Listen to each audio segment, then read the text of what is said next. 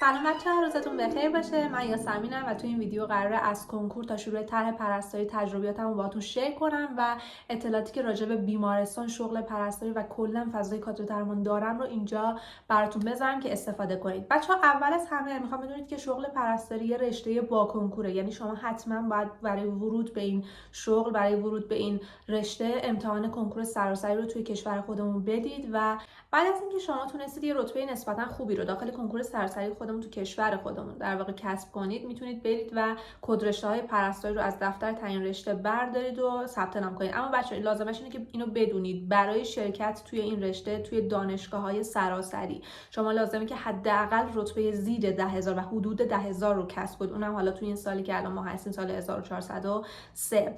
ولی اینو بدونید که بالای 10000 شما اگر رتبهتون مثلا 20000 40000 این حدودا باشه، شانس قبول شما توی این رشته حتی پایین میاد، چه برسه به دانشگاه سراسری. یعنی شما دیگه از 20000 به اون طرف باید دنبال دانشگاه آزاد بگردید. فرقشون هم که میدونید دیگه، دانشگاه سراسری بدون هزینه هستن، دانشگاه آزاد هم که شما باید یه مبلغی رو هر ترم پرداخت کنید. و چیزی که بیشتر دانشجوی پرستاری اینو نمیدونن این هستش که بچه‌ها ببینید ترم‌های اول هزینه کمتره، ولی هر چقدر که ترم بالاتر میره، چون که شما وارد حیطه عملی میشید، ترم هاتون حالت کارورزی و کارآموزی میگیره، هزینه اون ترم های بالاتر بیشتر از ترم های اولش. چون ترم های اول همش تئوری اکثرا، حالا نه همش ولی بیشترش تئوریه. ولی خب هر چقدر شما بالاتر میرید، یعنی مثلا از ترم 2 به بعد، دیگه میزان کارورزی های شما، کارآموزی های شما بیشتر میشه، بابت همین هزینه اون ترم برای شما بالاتر میشه. حالا موضوعی که میخوایم راجع بهش صحبت کنیم این هست که باید بدونید خود پرستاری شامل 8 ترمه، 8 ترمی که 4 سال طول میکشه و خیلی از دانشگاه‌های سطح کشور این رشته رو 7 ترمه تمام میکنن. مثلا من خودم که از اونایی بودم که این رشته رو توی دانشگاهی درس خوندم که 7 ترمه، یعنی یه مقدار فشرده تر گذروندمش. و بعد از حالا دوره کارشناسی، کسایی که مایل باشن کارشناسی ارشد بگیرن، ببینید بچه کارشناسی ارشد شامل 2 سال تحصیله و لازمش اینه که شما حتما آزمون کارشناسی ارشد رو باید بدید. یعنی اینجوری نیستش که شما از دانشگاه کارشناسی بیاید بیرون برید وارد فضای حالا کارشناسی ارشد بشید، نه، باید حتما آزمون بدید، مگر اینکه جزء نمره الف باشید توی حالا اون دانشگاهی که تحصیل کردید، دوره کارشناسیتون الف بوده باشید، یعنی اینکه نمراتتون همه بالاتر از بقیه حالا دانشجوها بوده باشه و یعنی کل دوران تحصیلتون، یعنی نه فقط یه ترم و 2 ترم، تمامی 8 ترمی که کارشناسی گذروندید، نمراتتون، ریز نمراتتون بالای حالا یه نمره باشه که کل اون دانشجوها حالا ازش پایین‌تر بودن، یعنی از میانگین نمرات دانشجوهای اون ترم شما بالاتر باشید. در اون صورت حالا شما میتونید مستقیما از کارشناسی برید کارشناسی ارشد بدون آزمون. ما بقیه کسایی که ریز نمراتشون و میانگین نمراتشون بالاتر از بقیه نیست، به عبارتی نمره الف نیستن، باید حتما آزمون بدن. و اینکه آزمونش هم خب بچه‌ها ببینید باید حتما به اندازه که شما برای کنکور سراسری درس خوندید و اومدید کارشناسی رو قبول شدید، خیلی بیشتر درس بخونید برای کارشناسی ارشد، چون آزمون ساده ای نیست. کارشناسی ارشد هم 2 ساله و بعد از اون شما کارشناس ارشد پرستاری میشید در شاخه‌ای که حالا انتخاب کردید، که حالا برمیگرده به علاقتون که کدوم شاخه از رشته پرستاری رو انتخاب کردید. مثلا ما شاخه ویژه داریم، شاخه روان داریم، کودک داریم، دیگه بر اساس علاقه شما اون شاخه انتخاب میشه و بر اساس نمره شما تعیین رشته ارشد انجام میدید و وارد دانشگاه ارشد میشید. و بعد از کارشناسی ارشد هم باز شما میتونید پی اچ دی بگیرید، یعنی یه ارتقای دیگه هم باز برای شما وجود داره و اون پی اچ دی یا دکترای پرستاری. یعنی شمایی که الان دانشجو هستی، 18 سالته یا حالا هر چند سالت هست و میخوای وارد رشته پرستاری بشی، باید بدونی که تا اینجا، تا سقف دکترا میتونی خودتو پیش ببری و پیشرفت کنی.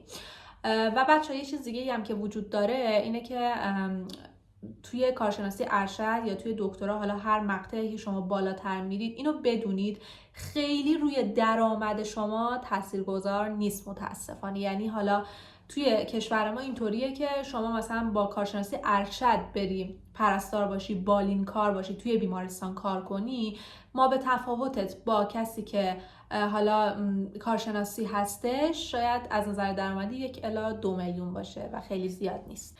و پایان تحصیلم توی هر دوره، مثلا دوره کارشناسی اینطوری هستش که شما حتما باید یه آزمون بدید، آزمونی به اسم فاینال که شامل 2 بخشه، بخش تئوری و بخش عملی. بخش تئوریش که امتحانه و از اون دروسی که تمام این 7 ترم شما حالا گذروندید یه امتحان تئوری میدید کتبیه، و یه بخشش هم ایستگاه‌های عملی در واقع فاینال پرستاری هستش. یعنی شما توی اون ایستگاه‌های متفاوتی که تحصیل کردید توی اون 7 ترم، حالا ایستگاه دارودهی، ایستگاه قلب، ایستگاه CPR، اینا رو که تحصیل کردید میرید عملی انجام میدید. یعنی دیگه تئوری نیست که فقط شفاهن یا کتباً بگید و بنویسید، نه، باید انجام بدید اون نرسینگ کیر رو و اون پروسیجر رو انجام بدید تا بالاخره پاس بشید و حالا کارشناسیتون رو دریافت کنید و بتونید وارد دوره طرح پرستاری بشید. و اما بچه در آخر میخوام یه تجربه شخصی بگم و یه صحبت کوچولو داشته باشم با اون دوستایی که دانشجوان ولی دوران دانشجویی خوبی رو سپری نمیکنن.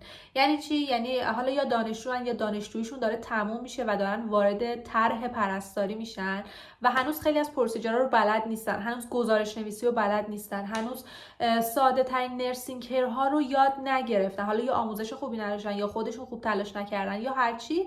و میخوام بهتون بگم اصلا نترسید، اصلا نگران نباشید که ای وای الان من برم طرح چی میشه توی طرح، حالا منو مسخره میکنن، من بلد نیستم، مثلا حتی بیرونم میکنن از بیمارستان. نه، اصلا اینطوری نیست بچه‌ها. ببینید این تجربه شخصی منه. من ورودی سال 98 بهمن 98م، یعنی سالی که اسفندش کرونا وارد ایران شد و تمامی مدارس و دانشگاه تعطیل شدن. یعنی من وقتی که وارد دانشگاه شدم فقط 2 هفته توی دانشگاه بودم و بعد از اون 2 هفته که کرونا اومد و حالا یه بیماری بود که دیگه تو کل کشور پخش شد، دانشگاه ما تعطیل شد و ما برگشتیم خونه و 2 سال بعد برگشتیم دانشگاه. یعنی از 4 سال پرستاری فقط 2 سالش رو تحصیل کردم، 2 سالش رو تو خونه بودم و تمامی امتحان اوپن بوک، تمامی کارورزی و کارآموزی که اصلا امکان نداره ولی مجازی گذشته. اصلا امکان نداره شما یه کارورزی رو بتونی مجازی بگذرونی. چرا؟ چون باید عملی باشه، باید انجام بدی، ولی ما توی خونه از پشت سیستم امتحاناشو میدادیم. یعنی چی؟ یعنی هیچ یاد نگرفتیم از نرسینگ کیر، از پروسیجرها، هیچی. همه چی رو اوپن بوک و مجازی گذروندیم و در واقع من یک پرستار مجازی بودم وقتی که وارد شروع طرح شدم. یعنی وقتی که وارد طرح شدم به عنوان یک پرستار طرحی، یک کارشناس پرستار طرحی که بیمار از شما انتظار داره، نه فقط بیمار، همه بیمارستان انتظار دارن که شما همه چی رو بلد باشی. من همه چی رو مجازی گذرونده بودم و اصلا چیزی رو به اون صورت بلد نبودم. اما نگران نباشید، یک کوچولو زرنگ باشید توی شروع طرحتون، 1 هفته اول، نهایتاً 1 ماه اول شما همه روتین اون بخش رو یاد میگیرید و میتونید به خوبی، حتی بهتر از یه پرستار با سابقه هم انجامش بدید. چرا میگم بهتر از یه پرستار با سابقه؟ چون شما تازه طرحی هستی که تازه نفسی و انرژیت زیاده و نسبت به کسی که حالا 10 ساله 20 ساله داره کار میکنه و بله خیلی آلرته، خیلی میدونه و خیلی تجربیاتش بیشتر از شماست، داناییش و آگاهیش بیشتر از شماست توی اون رشته، اما انرژی شما بیشتره. یعنی وقتی که شما یاد میگیری یک کاری رو توی اون هیته، توی اون نرسینگ که انجام بدی، خیلی پر انرژی تر و بهتر انجامش میدی. پس اصلا نگران نباشید. من کسی بودم که اصلا آموزش درست و حسابی ندیدم توی دوران تحصیلم، چون همش مجازی گذشته و اصلا کلا مدرک من یه مدرک مجازی و اوپن بوکه.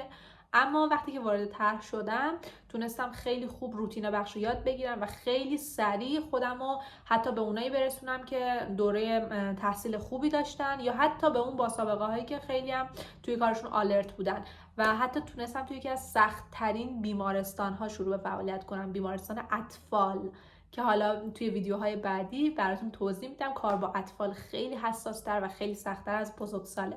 خیلی ممنونم که این ویدیو رو دیدید. امیدوارم که دوست داشته باشید و به اطلاعاتتون اضافه شده باشه.